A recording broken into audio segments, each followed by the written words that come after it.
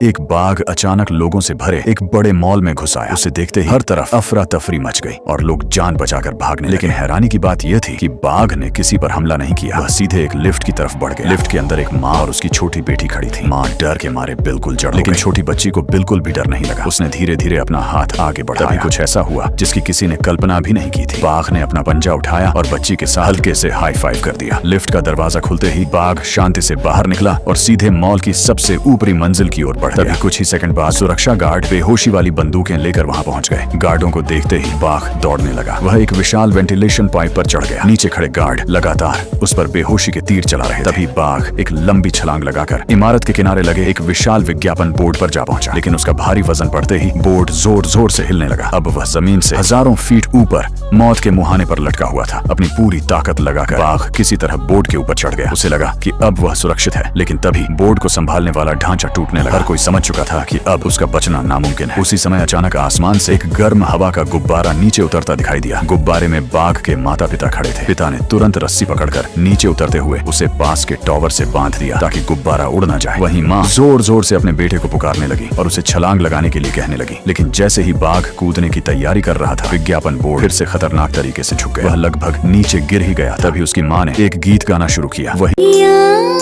छुप जाना आया करती थी। जैसे ही वह परिचित धुन बाघ के कानों में पड़ी, उसकी हिम्मत लौट आई। उसने खुद को संभाला, अपनी बची हुई सारी ताकत इकट्ठी की और एक जबरदस्त छलांग लगा। अगले ही पल वह हवा में उड़ता हुआ सीधे गर्म हवा के गुब्बारे में जा गिरा। आखिरकार बाघ अपने परिवार से फिर से मिल गया और उनकी भावुक कहानी का सुखद अंत हो गया। अगर इस टाइगर की तरह आप भी अपनी माँ से सच्चा प्यार करते हैं तो वीडियो को अभी लाइक करें, कमेंट में माँ जरूर लिखें।